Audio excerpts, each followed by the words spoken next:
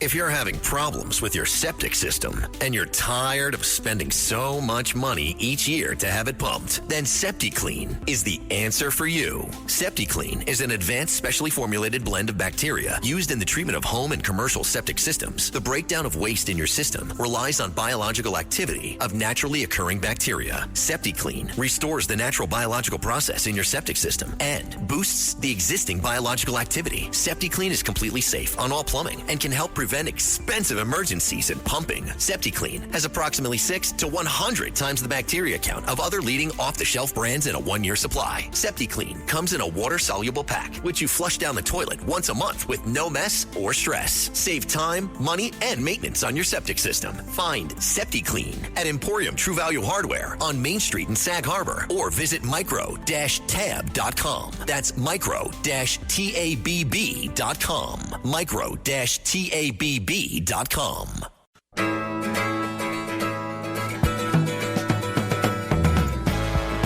When I'm with you,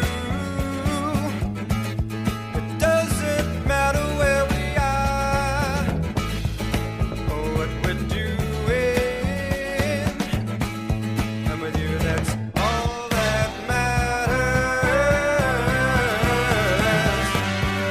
Time passes much too quickly when we're together laughing.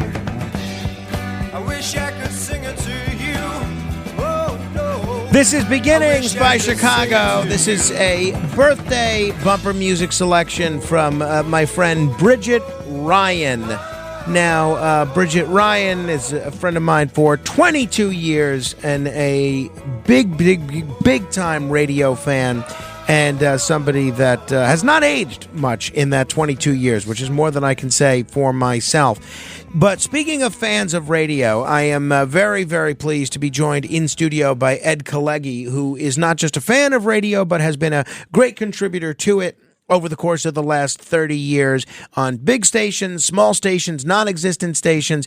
He certainly, to me, is what radio broadcasting is all about. He's written a new book about his adventures. It's out Monday. It's called It Was Great to Say Hello To, A Curious Radio Host's Conversations with Actors, Authors, and Newsmakers. We'll talk about some of all three of those categories in just a second. Ed, I mentioned the difficult present that radio is experiencing, especially companies like iHeart, which fired a legendary program director in Los Angeles, made some big budget cuts to one of their talk stations in the New York area.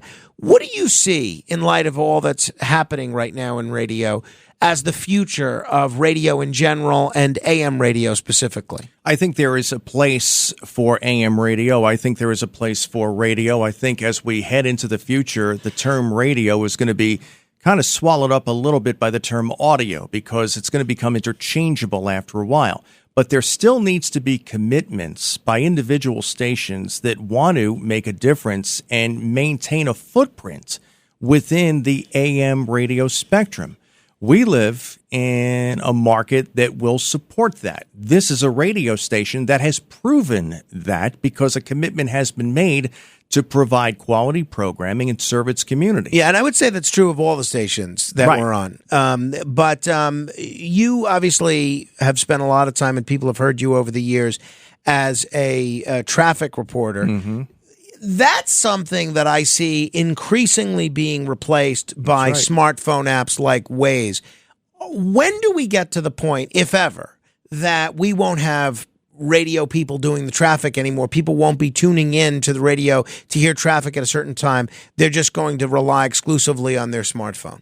To be completely honest, I think we're almost there because think about it. If you are sitting in New Jersey somewhere, let's say you're on the Garden State Parkway somewhere in Clark, do you really care that a truck just broke down somewhere on Long Island? Right. No. Right. When you can simply look at your phone and say, what's the quickest way to Yonkers? And then all of a sudden, they'll give you 5 or 6 ways, and each one will get you there quicker, and you don't have to wait to the 3s or the 1s or the 6s or whatever for a report that may not even be talking about where you're going. It's like school closings. School closings disappeared because we found a better way. Right. You get texted from the school each morning. There's no school or whatever. Traffic reports are going to go the same way. And I know a lot of people that are still working within the industry, but you know what? When you see the future, you have to face the future. and it's not on radio for traffic. One of my favorite broadcasting endeavors you were involved in was Uba TV, which I mentioned earlier, where you did a sports show, and you were on right between Richard Bay's show and Bob Grant's show. Now, Richard's a regular guest on this show, and Bob was a friend of mine, obviously, before he passed away. What was that like, being between Richard, who's, kind of on the left, and Bob Grant, who's very much on the right? It's interesting because when I first went there, I didn't know they wanted someone to do a sports show, but I was able to do that. And that's kind of a weird place to be because Bob Grant, conservative talk, Richard Bay, liberal talk with pop culture thrown in. But it was a wonderful experience to just be able to be there. Richard Bay is perhaps one of the nicest men I've ever met in my entire life. He is a total class act, and he was so helpful, and he's been on my show as well, and he is just an absolute joy. Bob Grant is Bob Grant. I mean, he is a legend in this city and Los Angeles as well, but that was quite an experience, and it was a fun place to work because, as you remember, we had these wonderful street-side studios just down the street from the stock exchange. It was great, and it was a great place to go to work. It didn't last all that long because I think the idea and the concept was just a little ahead of its time. If there was Roku and all these streaming opportunities and applications, there would have been a place for that because as it existed, it was simply just a website. But that's what 2009 was. I think if it came along maybe in 2019, it would have found a niche on Roku and it would have taken off. Yeah, I mean, I was just talking with the owner of Uba TV, John Tobacco, about this the other day, and I was saying how it really is remarkable that as many people watched as it did because it was before the era of live video on your phone and stuff like that. Now, that's all people consume on their phone. Back then, it was impossible. You'd sit there forever trying to get a website to load on your phone.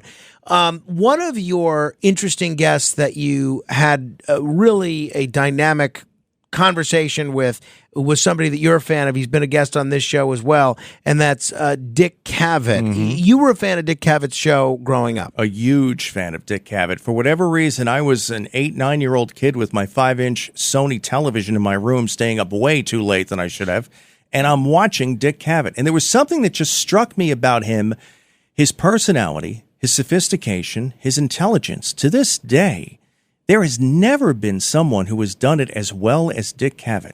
When you have those three things, sophistication, intelligence, and wit, that's the total package. And he has that. And he was the one person I wanted to have. When I got this show in 2014, they assigned me an intern. The intern says, "Who do you want to have on the show?" And I gave them three names. The show you're talking about is the Weekend. That's the syndicated show. Starting as America Weekend. And they reached out to the Times. I wrote him a nice little note because at that time he was writing for the New York Times, his column, and he came on. And at first he was supposed to give me 10 minutes. We talked for an hour. That's outstanding. At 30 minutes after the hour, this is The Other Side of Midnight. If you're just tuning in, we're talking with Ed Kalegi. His book is It Was Great to Say Hello To, a curious radio host conversations with actors, authors, and newsmakers. Obviously, Dick Cavett is from Nebraska, and there's another Nebraskan that has a long history in television broadcasting, but also left quite an impact on you, Johnny Carson. Tell me about where Johnny Carson stands, in your judgment, in the pantheon of TV broadcasters. I think he's right there next to Cavett, but he did a different type of show. Johnny was perfect because Johnny knew his own skill set, and he was able to stay within that lane. And Johnny was the best at having a performer come on and let him or her do their thing. And he simply sat there, and he allowed the guest to be able to not run the show, but be able to do exactly what they were there to do. And Johnny simply amplified and reflected the talent that sat next to him. And more than anything, he had consistency all those years. From when he started in October of 62 to when he finished up in May of 1992, it was still the same Johnny every single night. And I think that's why America not only enjoyed him, but found him comforting as well. I think that's a great observation.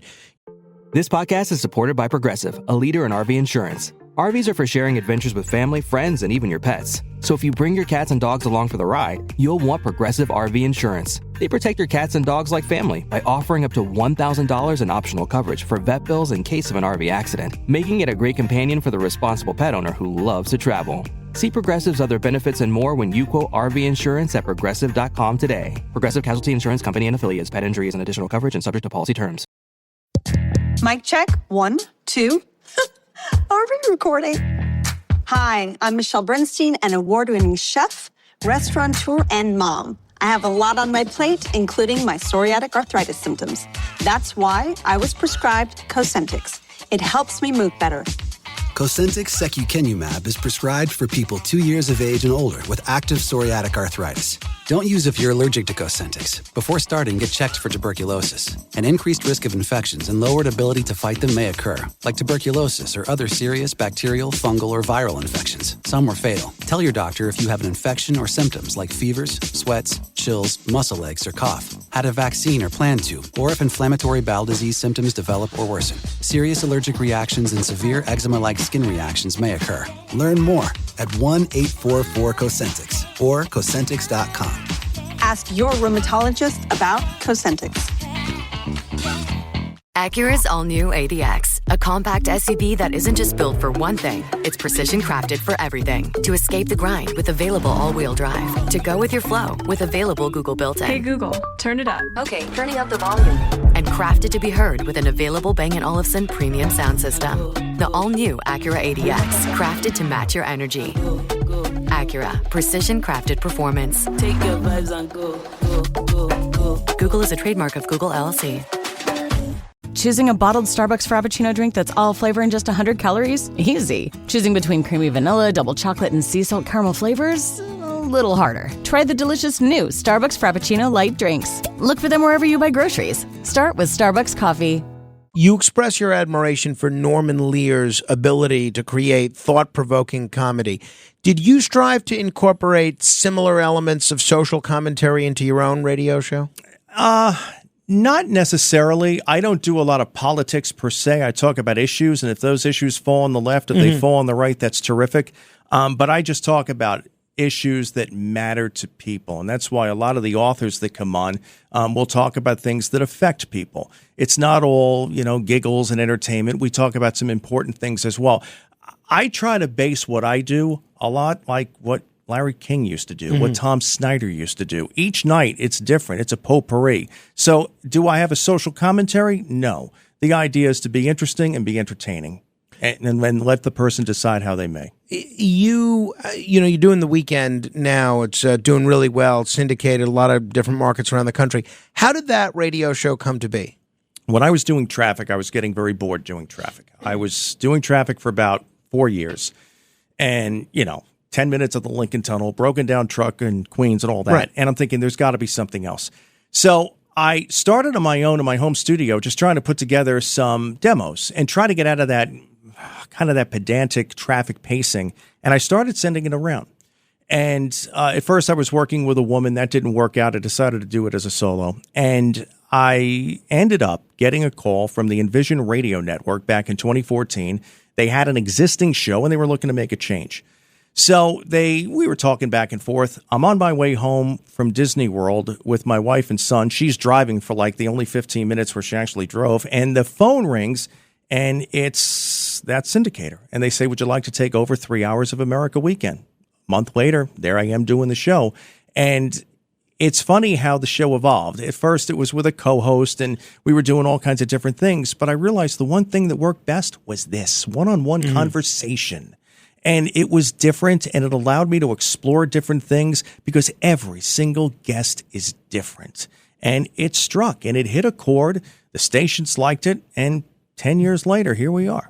It's outstanding. I'm glad it's going well. Can people hear that if they go to edkalegi.com? Yes, they can. There's a list of the stations and cities, and the one thing is now the magic of recorded audio. Everything that we've ever done on the show in terms of an interview is at that website. So you can scroll through and listen to your heart's content. That's outstanding. It's really, really wonderful. All right, if you're just tuning in, I'm Frank Morano. This is The Other Side of Midnight. My guest is Ed Kalegi. You spend a lot of time analyzing some of the people you've gotten to talk to, the actors, authors, and newsmakers.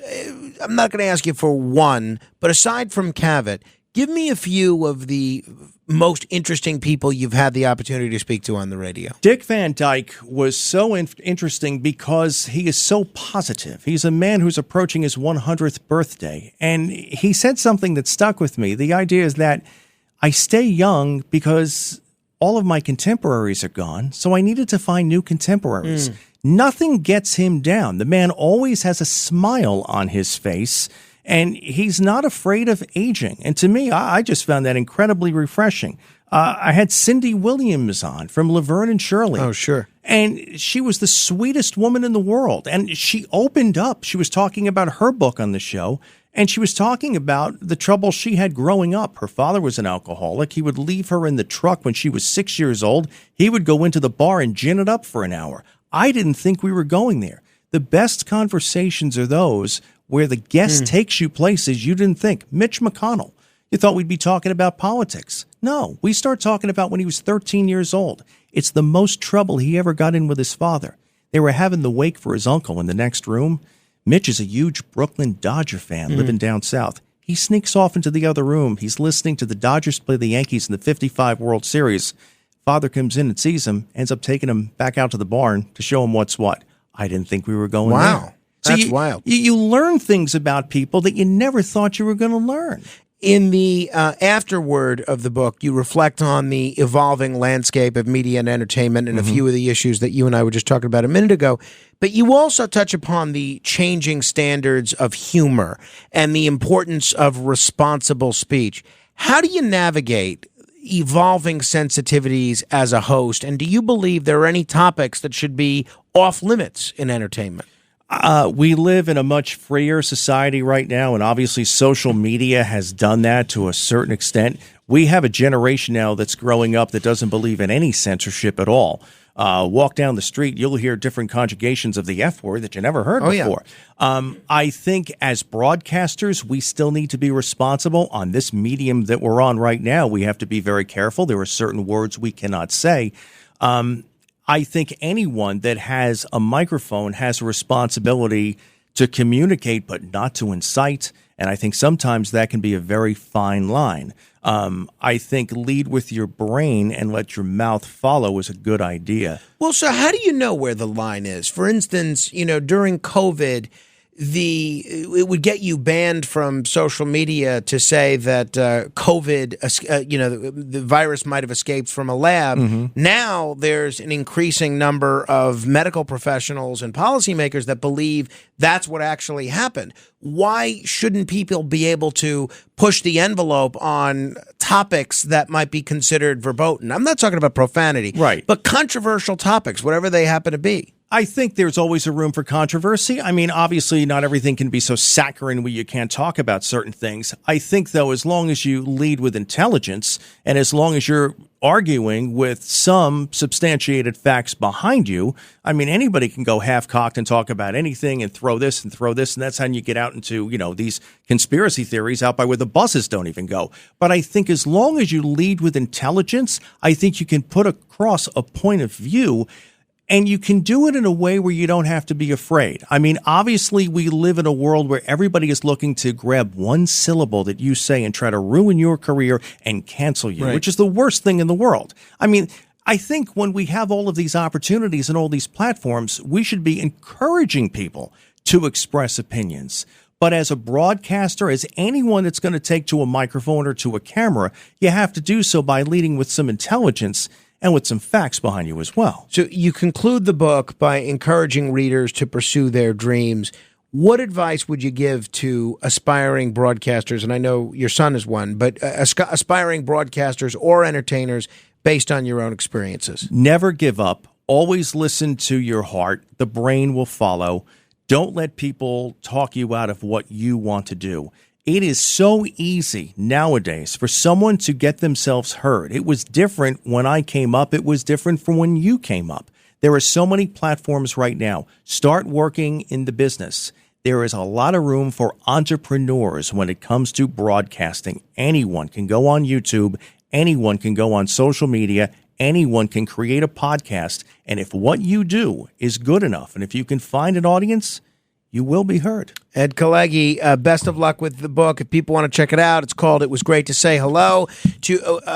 Was great to say hello to a curious radio host. Conversations with actors, authors, and newsmakers. Thank you, Frank. Thank you, my friend. All right, we'll continue with your calls and comments in a moment. 646-720-0635. That's 646-720-0635. This is The Other Side of Midnight. Straight ahead.